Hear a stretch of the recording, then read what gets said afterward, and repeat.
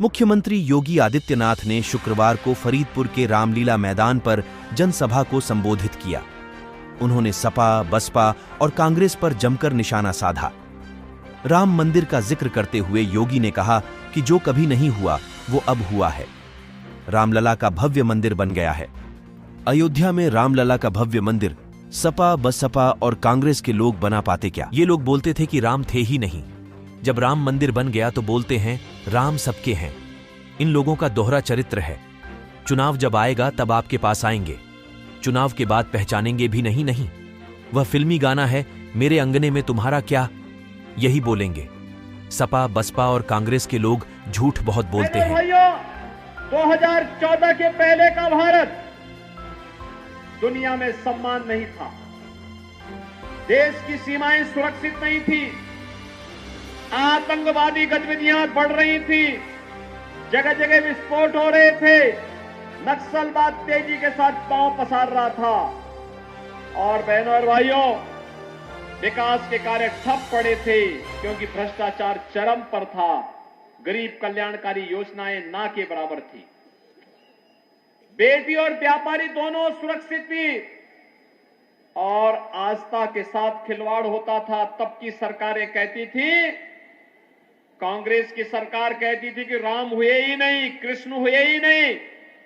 और समाजवादी पार्टी के लोग कहते थे कि अगर जय श्री राम बोलोगे तो अंदर बंद कर देंगे। और अयोध्या कोई जाएगा तो अयोध्या के बारे में कहते थे कि परिंदा भी पर नहीं मार सकता। बोलते थे ना, बोलते थे ना। और 2014 के बाद का भारत देखिए, दुनिया में सम्मान बढ़ रहा है, सीमाएं सुरक्षित हैं, आतंकवाद और नक्सलवाद पूरी तरह समाप्त हुआ है। अब तो कहीं जोर से पटाखा भी फट जाए ना तो सबसे पहले पाकिस्तान सफाई देता है कि नहीं, मेरा इसमें हाथ नहीं है, क्योंकि उसे मालूम है ये नया भारत है। नया भारत छेड़ता नहीं है, लेकिन कोई छेड़ता है तो छोड़ता भी नहीं है।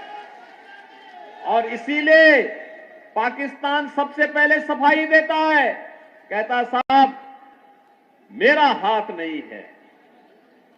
भाइयों, एक तरफ सुरक्षा और सम्मान और दूसरी तरफ विकास और लोक कल्याण। विकास के कार्यों के लिए highway, railway, metro, IIT, IIM, medical college, हर घर नल की योजना ये भी मिल रही है।